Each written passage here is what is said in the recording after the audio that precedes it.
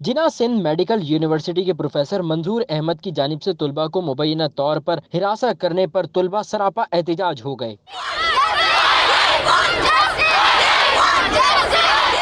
University के सामने road block करके अपना एहतजाज रिकॉर्ड करवाया और खूब नारेबाजी की।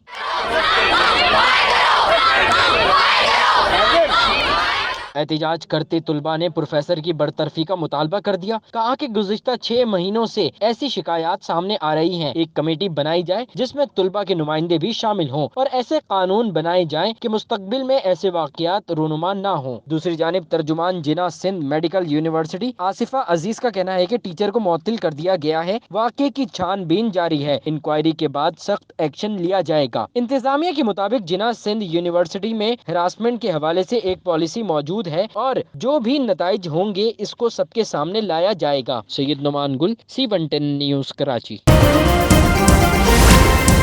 C110 न्यूज़, खबर की असल खबर।